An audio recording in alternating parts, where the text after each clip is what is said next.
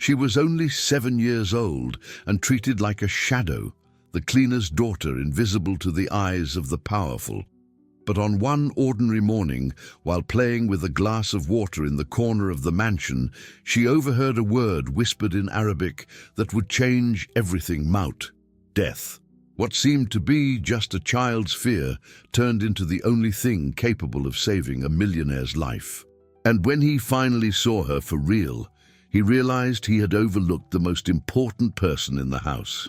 Before we continue, tell me in the comments, where are you watching from? And if you enjoy real, moving stories like this, subscribe to the channel and hit the bell to get new stories every day.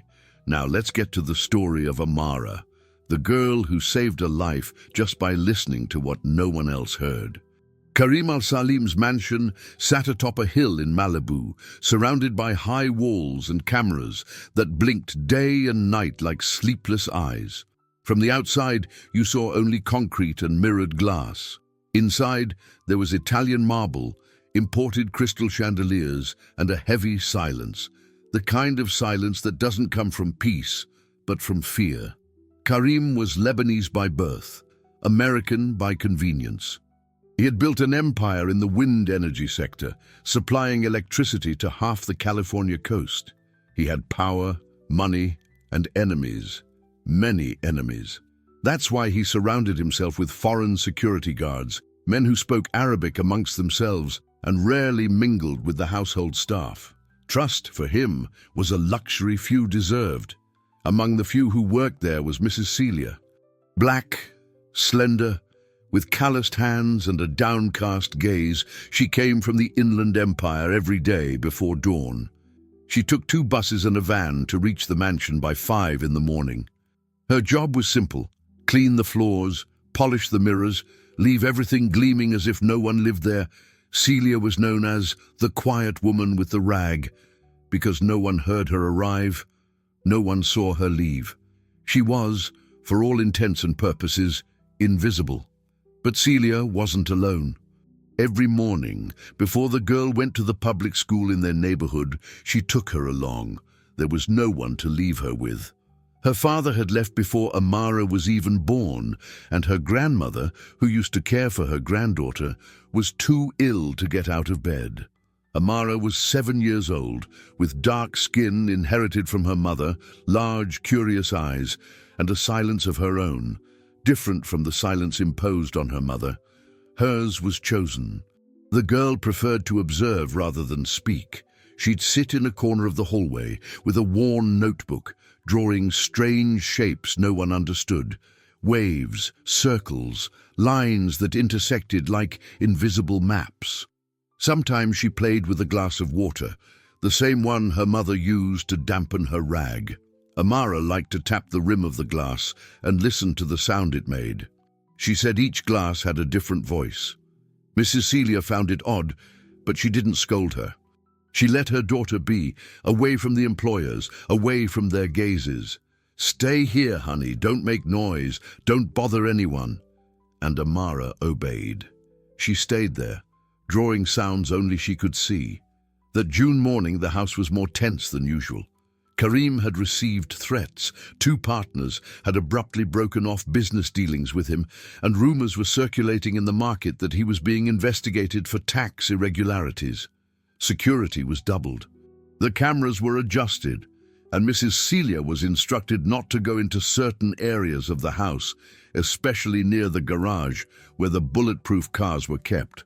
But that morning, while waxing the hallway leading to the garage, Celia heard voices, 2 male voices speaking in Arabic. She didn't understand the language, but she recognized the tone. It was the tone of someone who didn't want to be heard. Amara, sitting on the floor with her notebook on her lap, also heard. And unlike her mother, she understood a few words. Not many, only those the old Lebanese driver, now retired, had taught her months ago when he still worked at the house. He liked to talk to the girl. He said she had angel ears. He taught her simple words: may, water, salam, peace, shukran, thank you. And once, when he was talking about some sad news on television, he said, Maut, death. Amara got up slowly, setting her notebook aside. She walked to the edge of the hallway, where she could see the garage through a crack.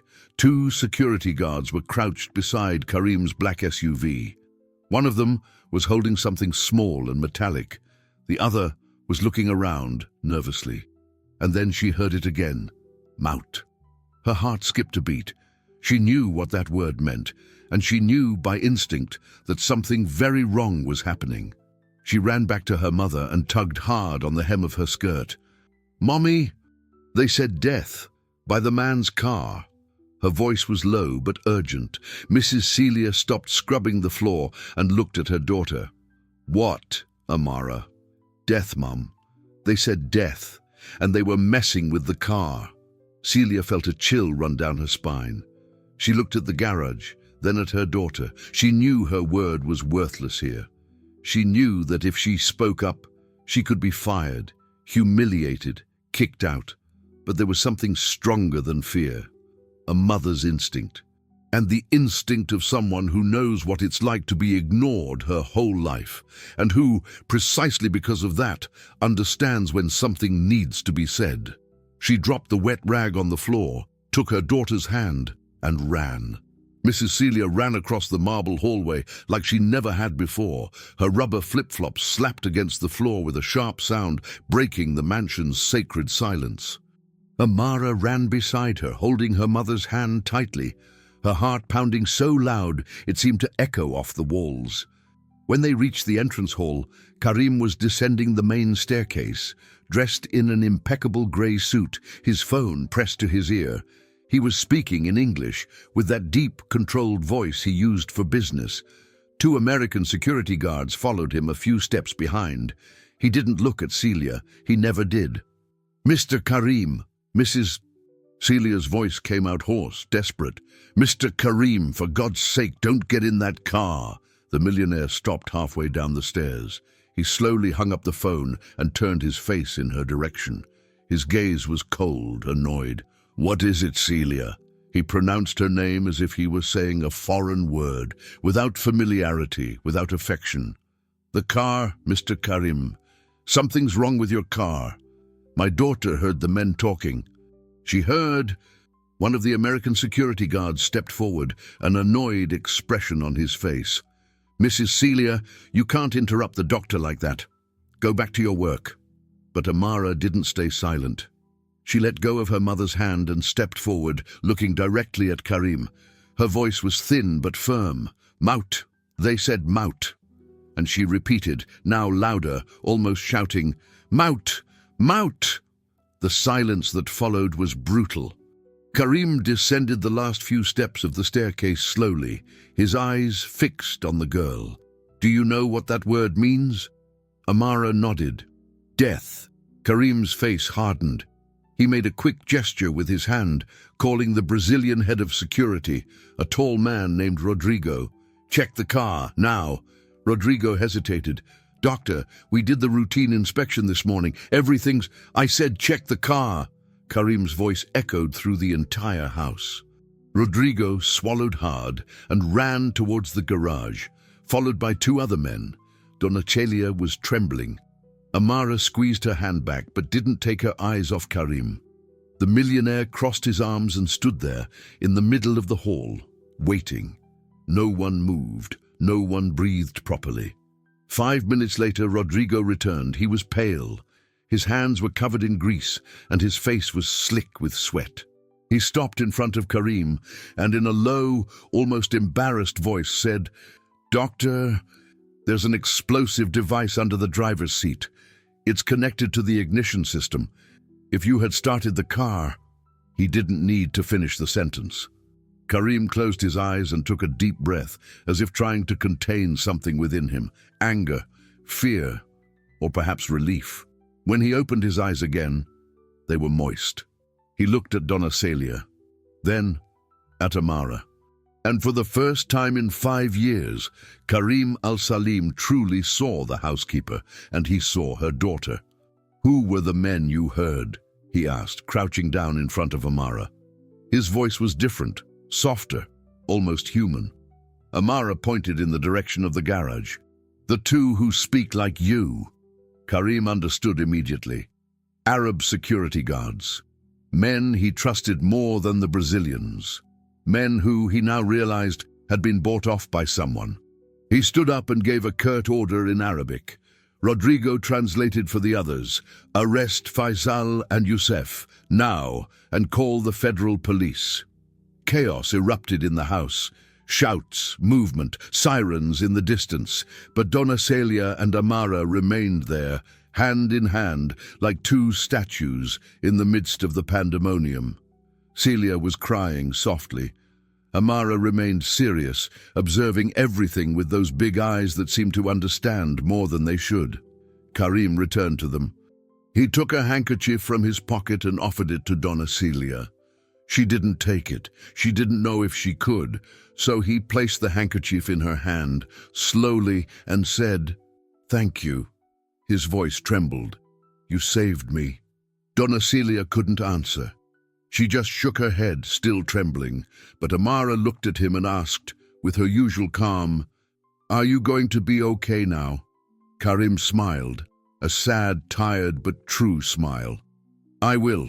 Thanks to you, little one." He called Rodrigo back and ordered him to take the mother and daughter to one of the guest rooms, away from the confusion. "And bring water, food, whatever they need. They're not cleaning anything else today." As they were being led away, Amara looked back one last time. Karim was still there, standing in the hall, looking at them. And for the first time, Amara felt like she was no longer invisible. In the days that followed, Karim al-Salim's mansion transformed into a silent battlefield. The federal police were called in. The two Arab security guards, Faisal and Youssef, were arrested and taken for questioning. Investigations revealed they had been hired by one of Karim's former partners, a Saudi businessman who wanted revenge for a business betrayal. The plan was simple: blow up the car, stage an accident, and take control of the wind energy companies. Everything would have worked perfectly if it wasn't for a 7-year-old girl who knew how to hear what no one else heard. The news was hushed up by Karim's team. No headlines, no reports, just whispers in conference rooms and encrypted calls.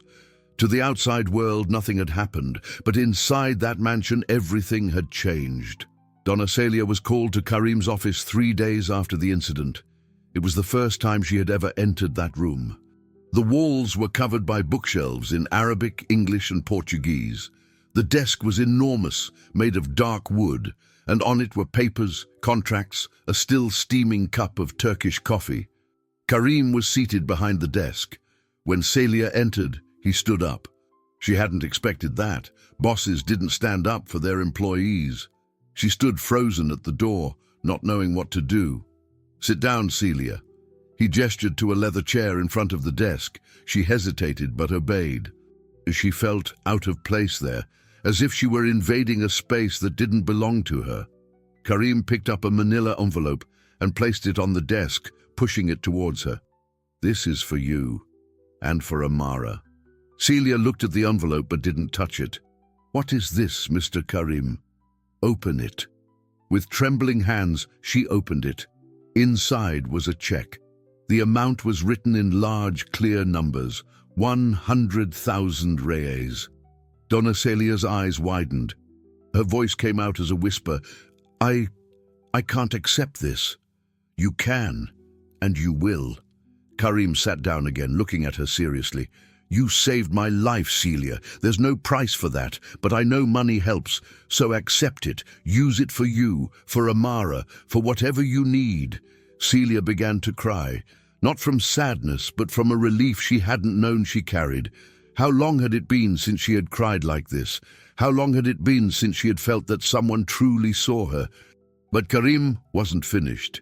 He pulled out another paper, this one, an official letter, with the letterhead of a private school in the South Zone.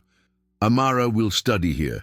Everything's arranged, full scholarship, books, uniform, transportation, everything. She starts next Monday." Celia looked up, incredulous. "A private school? But I can't afford." "You don't need anything. I'll pay everything until she finishes high school." And if she wants to go to college, I'll pay for that too." Donna Celia couldn't speak. She just shook her head, trying to process what she was hearing. Karim continued, now in a lower, almost confessional voice. "I've spent my whole life surrounded by people I thought I could trust, powerful people, rich people, people who spoke my language, and it was those people who tried to kill me. But you and your daughter, you had no reason to help me.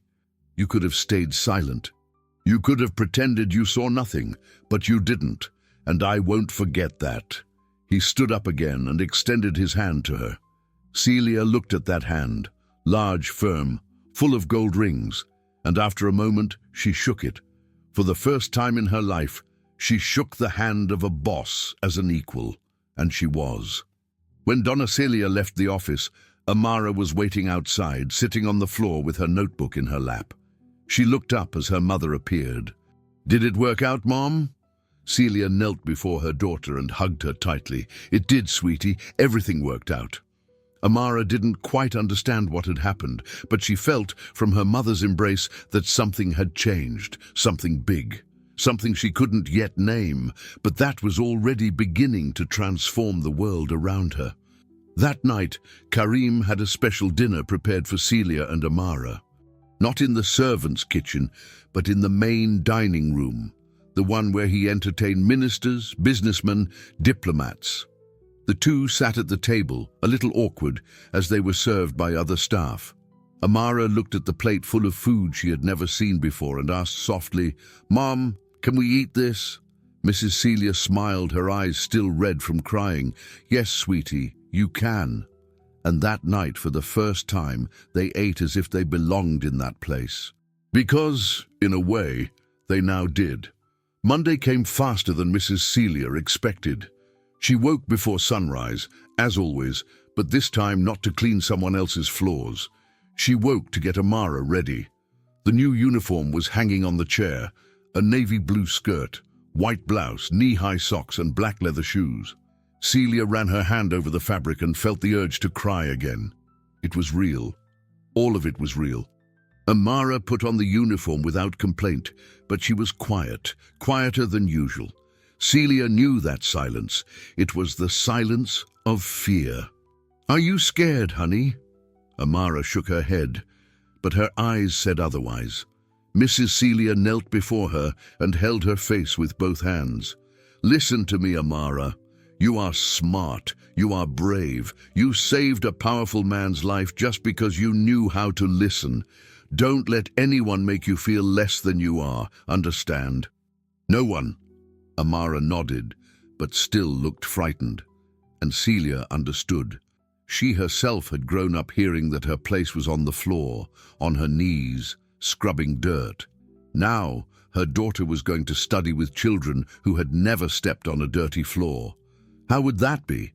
Karim sent a driver to take them both to school. It was a black Audi with leather seats and icy air conditioning. Amara was silent the entire ride, looking out the window. When they arrived, Mrs. Celia got out with her and held her hand at the school door. It was a huge modern building, surrounded by well-kept gardens. Wealthy children were getting out of imported cars, accompanied by nannies and drivers. None of them were black. None of them looked like Amara. Mrs. Celia felt her stomach clench, but then she remembered Karim's words. She has a gift, and those who hear what others don't deserve to be heard. She bent down and kissed her daughter's forehead. "Go, sweetie. And remember, you have a right to be here." Amara entered the school. The first few weeks were tough. The other children laughed at her. They said her hair was bad. They asked why she didn't have an iPad, why she didn't go to Disney, why she didn't have a maid at home. Amara didn't answer. She just drew in her notebook, those strange waves, those circles no one understood. But there was one teacher who noticed. Her name was Marcella. She was young, a recent graduate in education. One day during recess, she approached Amara, who was sitting alone under a tree. "What are you drawing?" Amara showed her the notebook. "It's sound." Marcella frowned. "Sound?" "Yeah. Everything makes a different sound, and the sound makes a shape. I draw the shapes." Marcella was impressed. She asked to see more drawings. Amara showed her. There were drawings of rain, wind, voices, music. Each had a unique shape. Marcella realized this wasn't just drawing. It was a form of language, a way of seeing the world she had never encountered before. "Have you ever heard of synesthesia?" Marcella asked. Amara shook her head. "It's when we can see sounds or hear colors. It's rare and special. I think you have that." Amara didn't know what to say, but she felt for the first time that someone understood. Marcella began to encourage Amara. She showed her drawings to the coordinator. She suggested she participate in a science fair. And little by little, Amara began to find her place. Not because she was rich, not because she was powerful, but because she saw the world in a way no one else did. And the other children who had laughed before began to pay attention. 6 months later, the school organized a science fair. Amara, now 8 years old, decided to present a project on the shapes of sound. She created a series of drawings based on different sounds: thunder, laughter, crying, classical music, funk music. And next to each drawing, there was an explanation, how each sound had a frequency, an intensity, a texture. On the day of the fair, parents, teachers, and students circulated through the booths. Amara was nervous but steady. Her booth was simple: a table with her drawings, a small speaker connected to a phone Karim had given her, and a notebook where she jotted down people's reactions. Many walked past. Some looked with curiosity, but then moved on, until one man stopped. He was tall, grey-haired, wore glasses, and carried a leather briefcase under his arm. He looked at the drawings for a long time. Then he looked at Amara. "Did you do this yourself?" "Yes, sir." "How do you know that each sound has a shape?" "I listen and draw what I see."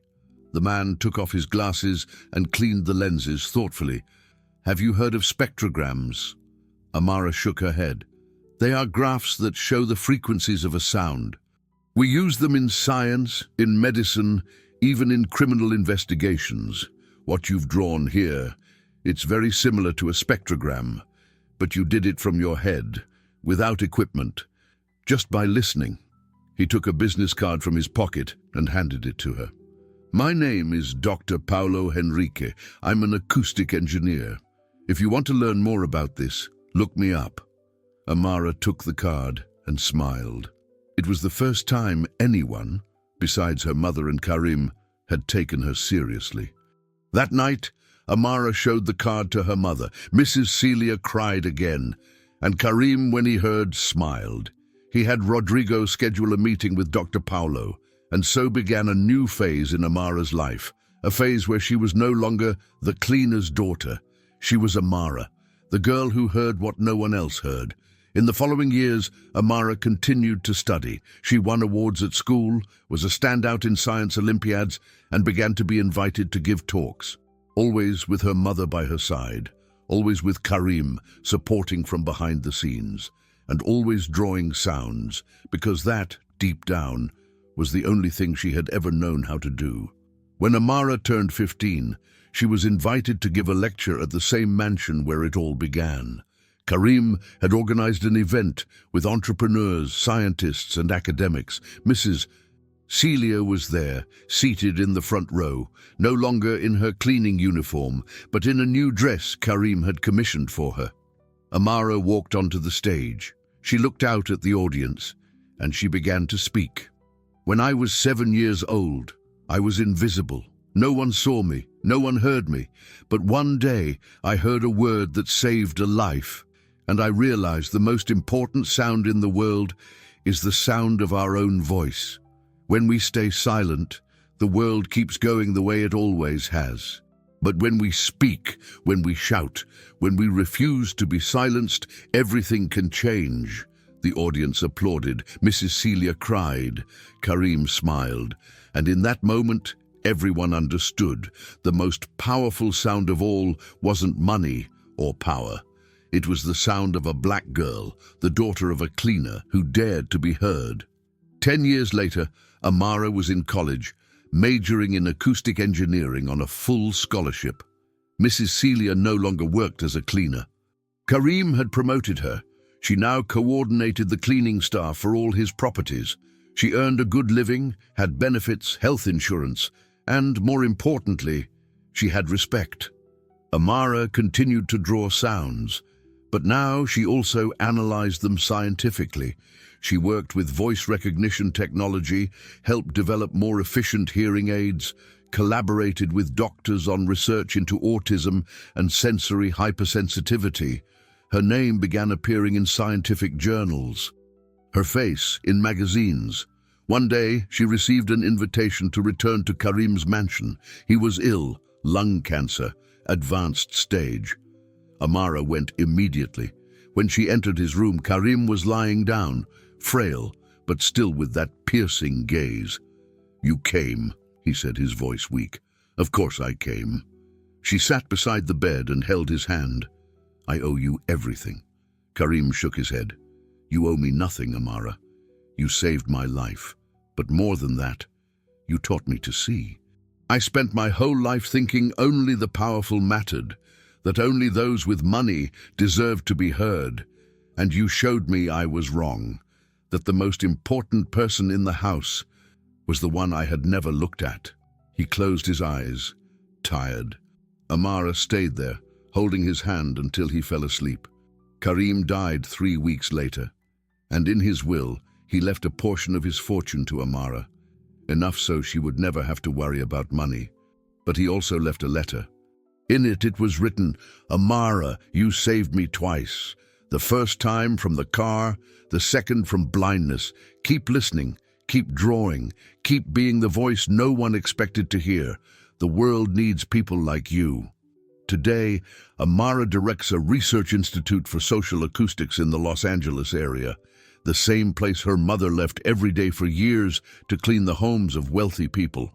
The institute offers free workshops for children from underserved communities, teaching them about sound, music, physics, and technology. Many of the children who attend the program are the daughters of cleaners, janitors, and cooks. Children who, like Amara, were always invisible. Mrs. Celia works there too, not as a cleaner, but as an administrative coordinator. She handles the organization, talks to the mothers, welcomes the children. And every time a mother arrives, embarrassed, apologizing for not having anyone to leave her child with, Celia smiles and says, "Bring them. Here, every child is welcome, and every child deserves to be heard." At the entrance to the institute, there's a bronze plaque. On it, it's engraved, "In memory of Karim al-Salim, who learned to listen, and in honor of all the invisible women who save the world every day, even when no one is looking." Amara still draws sounds. But now, she also teaches other children to do the same. And every time one of them shows a new drawing, Amara remembers that morning so many years ago when she heard a word in Arabic and decided not to stay silent.